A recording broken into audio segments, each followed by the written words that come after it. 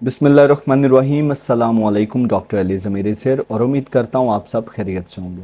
दोस्तों, आज एक इंतहाई दिलचस्प मौजू के साथ हाजिर हूँ। आज मेरा मौजू है BPH, बिनाइन प्रोस्थेटिक हाइपरप्लेजिया। क्या आप जानते हैं बिनाइन प्रोस्थेटिक हाइपरप्लेजिया क्या बीमारी है, इसमें क्या होता है, जो मरीज़ इस बीमारी से गुज़रता है उसमें क्या अलामात ज़ाहिर होती हैं और इसका इलाज क्या है। आइए आज हम BPH पर गुफ्तगू करते हैं।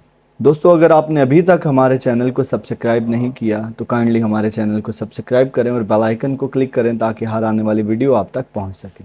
BPH, बिनाइन प्रोस्थेटिक हाइपरप्लेजिया, आम तौर पर ये मर्दों की बीमारी है और वो मर्द हजरात जो 60 प्लस हैं, 50 या 60 प्लस ओल्ड एज में बिनाइन प्रोस्थेटिक हाइपरप्लेजिया होता है, अक्सर होता है। दोस्तों, हमारे यूरिनरी ब्लैडर यानी मसाने के नीचे एक ग्लैंड पड़ा है, एक गदूद पड़ा है जिसको प्रोस्टेट ग्लैंड कहते हैं, जैसे कि आप इस तस्वीर में देख रहे हैं। ये मसाने के नीचे पड़ा होता है, लेकिन इस बीमारी में ये ग्लैंड बढ़ना शुरू कर देता है। एक चीज़ ज़हन में रखिए, हाइपरप्लेजिया, मैंने कहा बिनाइन प्रोस्थेटिक हाइपरप्लेजिया, तो दो चीज़ें हैं, एक हाइपरप्लेजिया होता है, एक हाइपरट्रॉफी होती है। हाइपरट्रॉफी क्या होती है कि increase in the size of cell, यानी नंबर ऑफ सेल उतने ही रहते हैं लेकिन साइज इंक्रीज कर जाता है। हाइपरप्लेजिया में क्या होता है कि साइज तो नॉर्मल होता है लेकिन नंबर ऑफ सेल इंक्रीज कर जाते हैं, यानी ग्रोथ होना शुरू हो जाती है, नंबर ऑफ सेल्स इंक्रीज कर गए। तो ये जो गदूद जो मसाने के नीचे पड़ा होता है ये बढ़ के आगे आ जाता है, जिससे पेशाब के अखराज के रास्ते में रुकावट आ जाती है, जिसकी वजह से मरीज़ महसूस करता है कि मुझे इंतहाई शिद्दत से पेशाब आया है, अर्जेंसी के साथ पेशाब आया है। वो महसूस करता है कि मुझे बहुत तेज़ पेशाब आया है, लेकिन जब वो जाके पेशाब करता है तो पेशाब पूरी तरह से निकलता नहीं बल्कि ड्रिपिंग होती है, यानी कतरे गिरना शुरू हो जाते हैं।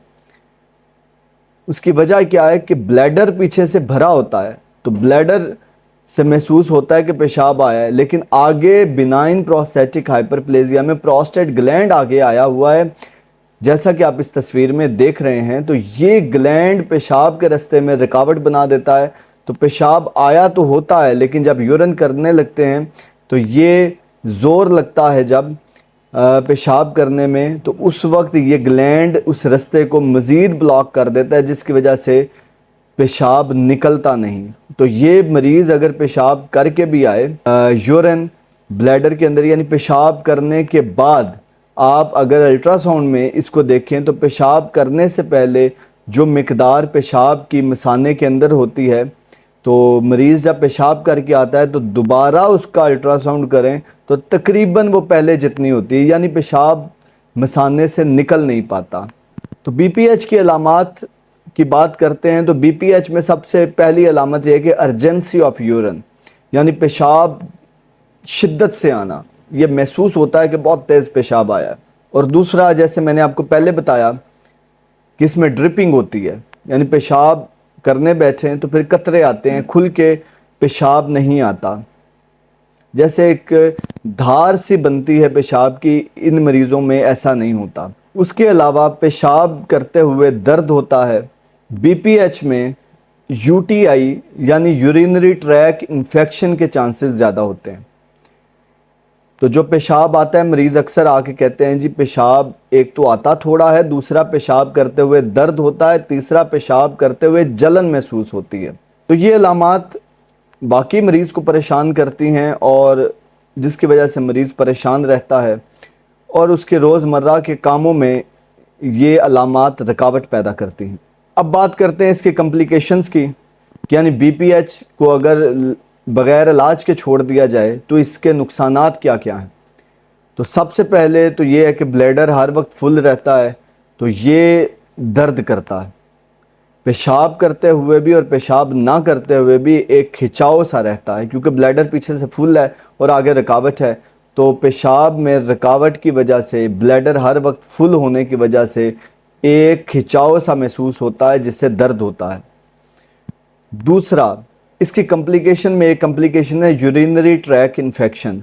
पेशाब की नाली में इन्फेक्शन हो जाती है और सोजश हो जाती है, जिसकी वजह से पेशाब में जलन होती है और दर्द होती है। तीसरी कम्प्लिकेशन ये है कि बीपीएच अगर सीवियर स्टेज पे हो तो पेशाब आगे नहीं निकल पाता, तो वो बैक प्रेशर से वापस गुर्दों की तरफ चला जाता है, जिसकी वजह से पेशाब पीछे से मुसलसल बन रहा है, आगे निकल नहीं रहा, तो गुर्दों पे असर पड़ता है। इससे रीनल फेलियर होने के चांसेस ज़्यादा हैं। तो इससे रीनल फेलियर हो सकता है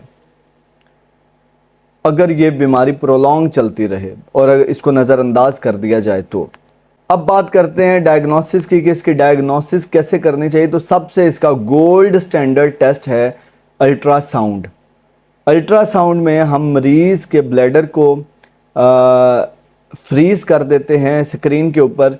जैसे आप इस तस्वीर में देख रहे हैं, हम मरीज़ के ब्लैडर के ऊपर प्रोब रखते हैं और ब्लैडर जब स्क्रीन पे नज़र आता है, इसको हम फ्रीज़ कर देते हैं, स्टिल कर देते हैं, एक जगह पे इस तस्वीर को पॉज कर देते हैं, रोक देते हैं और ये डबल स्क्रीन कर देते हैं। और फिर मरीज़ को कहते हैं कि आप पेशाब करके आएँ। तो मरीज़ जब पेशाब करके आता है, उसके बाद जब दोबारा उसका अल्ट्रासाउंड किया जाता है तो तकरीबन उतना ही पेशाब अंदर पड़ा होता है। उसके अलावा हमें अल्ट्रासाउंड में प्रोस्टेट ग्लैंड कैल्सीफाइड नज़र आता है। जैसे आपने ये तस्वीर में देख रहे हैं, वो एक सफ़ेद सा नज़र आता है, वो ऐसे बड़ा हुआ नज़र आता है। तो फिर हम बीपीएच में, ये बिनाइन प्रोस्टेटिक हाइपरप्लेजिया में, इसको मेजर करते हैं कि ये प्रोस्टेट ग्लैंड का साइज़ क्या है। उसके अलावा डायग्नोसिस में हम पेशेंट की सीबीसी करते हैं, जिसमें हम देखते हैं कि मरीज़ के खून के अंदर वाइट ब्लड सेल्स यानी ल्यूकोसाइट्स कितने ज़्यादा हैं। अगर इन्फेक्शन होगी तो उसके खून में भी इन्फेक्शन आएगी, उसमें जितने वाइट ब्लड सेल्स ज़्यादा होंगे इसका मतलब उसमें इन्फेक्शन है। तीसरा इसमें टेस्ट है पेशाब का, यानी यूरिन कंप्लीट। तो यूरिन कंप्लीट किया जाता है, जिसमें हम पेशाब में देखते हैं कि ब्लड तो नहीं आ रहा, या ल्यूकोसाइट्स तो नहीं आ रहे, पस सेल्स तो नहीं आ रहे, या फिर उसके अलावा कोई भी एबनॉर्मेलिटी पेशाब में तो नहीं है। फिर यह है कि माइक्रोस्कोप में इसकी स्लाइड बना के भी देखी जाती है। तो उसके अलावा हम इसमें रीनल फंक्शन टेस्ट लाजमी करवाते हैं, ताकि ये देखा जाए कि आया कि बीपीएच की वजह से गुर्दे तो महफूज हैं, गुर्दों पे कोई असर तो नहीं हुआ। तो दोस्तों, अब बात करते हैं इसके इलाज की। तो सबसे पहले तो कैफ़ीन इंटेक जो है वो हम कम करवाते हैं, जिसमें कॉफ़ी, चाय और मुख्तलिफ जैसे टैबलेट्स, पैराडोल एक्स्ट्रा है या नेपाडॉक है, ये मुख्तलिफ टैबलेट्स जिनके अंदर पैरास्टामोल प्लस कैफ़ीन है, तो हम कैफ़ीन इंटेक इन मरीज़ों को कम करवाते हैं। उसके अलावा अल्फ़ा ब्लॉकर्स हैं जिनमें ये टेम्सुलोसिन है, जो एक मार्केट में बिल्कुल इजीली अवेलेबल है, मैक्स फ्लो के नाम से आती है या फिर वो सोलोसिन के नाम से आती है। तो मुख्तलिफ ये 0.4 मिलीग्राम के ये कैप्सूल्स होते हैं, जो हम दिन में एक टाइम देते हैं, जो बीपीएच में प्रोस्टेट के साइज़ को आहिस्ता आहिस्ता कम करते हैं। और मरीज़ को फिर बाकायदा परहेज़ बताई जाती है और इसका बाकायदा इलाज किया जाता है। तो ये मुख्तलिफ मेडिसिन प्रोस्टेट के सिकुड़ने में मदद करती हैं। उसके अलावा जब पेशाब ज़्यादा देर ब्लैडर में रहता है तो वो एसिडिक हो जाता है, उसकी पीएच जो है वो एसिडिक हो जाती है। तो इसमें हम कोशिश करते हैं कि मरीज़ को साथ में जो सोडियम बाइकार्बोनेट है वो दें, जिसकी वजह से उसके गुर्दे भी महफूज रहें और उसके जो ये एसिडिटी है ये कम हो जाए। तो ये बीपीएच काबिल इलाज है। और अगर ये बीपीएच फिर भी ठीक नहीं होता मेडिकेशन के बाद, तो फिर इसका हल ऑपरेशन है। तो हम प्रोस्टेट को सर्जरी के थ्रू रिमूव कर देते हैं, वो हिस्सा जो प्रोस्टेट का बड़ा हुआ है वो उतना काट देते हैं। लेकिन ये बात जहन में रखिए कि अगर आप प्रोस्टेट का ऑपरेट करवा भी लें और फिर भी अगर आपकी वही रूटीन रहे और वो ये दोबारा हो सकता है, तो रिकरेंस हो सकती है, दोबारा से बीपीएच भी कुछ महीने या कुछ सालों के बाद दोबारा बन सकता है। तो लिहाजा ये ऑपरेट صرف وقتی طور پہ تو بندہ ٹھیک ہو جاتا ہے، باقی خیر اس میں پھر احتیاط کرے اور میڈیکیشن جاری رکھے تو یہ کنٹرول رہتا ہے۔ دوستو اگر آپ بی پی ایچ جیسی بیماری سے لڑ رہے ہیں اور اس پریشانی میں مبتلا ہیں کہ اس میں کیا کرنا چاہیے، تو سب سے پہلے تو آپ اپنے ہیلتھ کیئر پروفیشنل، کوئی بھی ڈاکٹر جو آپ کا فیملی ڈاکٹر ہے یا کوئی بھی ایسا ڈاکٹر جس سے آپ اکثر چیک کرواتے ہیں، آپ ان کے پاس جائیں، ان کو یہ بتائیں کہ میں پیشاب کرنے بیٹھوں تو مجھے جلن ہوتی ہے، یا پھر پیشاب کرنے بیٹھوں تو محسوس ہوتا ہے کہ بہت زیادہ پیشاب آیا لیکن وہ پوری طرح سے نکل نہیں پاتا، تو الٹرا ساؤنڈ اپنا ایک کروائیں، اور جیسے میں نے جو ٹیسٹ بتائے وہ ڈاکٹر خود ہی کروا لیں گے آپ کے، تو اس سے جو ہے نا آپ بی پی ایچ سے نجات حاصل کر سکتے ہیں۔ تو ڈاکٹر آپ کا معائنہ کرے گا اور آپ کی صورتحال کا جائزہ لے گا اور ایک بہترین علاج کا آپشن آپ کے سامنے رکھے گا جس سے آپ ٹھیک ہو جائیں گے۔ یاد رکھیے کہ بی پی ایچ بہت کامن ہے اور خاص طور پہ اولڈ ایج میں یہ بہت زیادہ کامن ہے، لیکن آپ مناسب پرہیز اور بہترین علاج کے ساتھ بالکل نارمل زندگی گزار سکتے ہیں، یہ ٹھیک ہو جاتا ہے، یہ قابل علاج ہے، لا علاج نہیں ہے۔ اس کے علاوہ اکثر میں نے دیکھا ہے کہ میرے پاس پیشنٹس جب آتے ہیں تو وہ کوئی پرسکرپشن وغیرہ لے کے آتے ہیں جس میں اکثر جو ہے وہ ڈائیوریٹکس لکھے ہوتے ہیں۔ ڈائیوریٹک جیسے نام سے ظاہر ہے یہ وہ ادویات ہیں جو پیشاب کو دگنا کرتی ہیں، پیشاب زیادہ بنتا ہے، تو وہ کسی ڈاکٹر کی پرسکرپشن نہیں ہوتی، وہ ہوتا ہے کہ پیشاب نہیں آ رہا، مریض کہہ رہا ہے جی مجھے پیشاب نہیں آ رہا، تو وہ گاؤں میں کوئی لڑکا بیٹھا ہے ڈسپینسر یا کوئی بھی کویکس بیٹھے ہیں، وہ پھر کہتے ہیں پیشاب لانے والی دوائیاں تو یہی ہیں، وہ ڈائیوریٹکس دے دیتے ہیں، جیسے اپنے مشہور دوائیاں ہیں، سپائرومائڈ ہے یا لیزورائڈ ہے یا لاسکس ہے، اس کے اندر فروسامائڈ، یہ ادویات وہ لکھ کے دے دیتے ہیں کہ جائیے یہ دوائی کھائیں، اس سے پیشاب آپ کو زیادہ آئے گا، تو اس کا نقصان ہی ہوتا ہے کہ گردے اڑا دیتی ہے اور اتنا سویئر یہ مسئلہ بنتا ہے کہ مریض جو ہیں وہ دوبارہ پھر سٹیبل نہیں ہو پاتے۔ اس کی وجہ کیا ہے کہ آگے جو رکاوٹ ہے وہ نہیں ہٹائی جا رہی اور اس کو اور وہ دوائی دے دی ہے کہ وہ پیشاب زیادہ بنے، تو اس کا پیشاب زیادہ بنتا ہے، کئی دفعہ بلیڈر کے اوپر بہت زیادہ پریشر بن جاتا ہے، تو یہ کوئی علاج نہیں ہے۔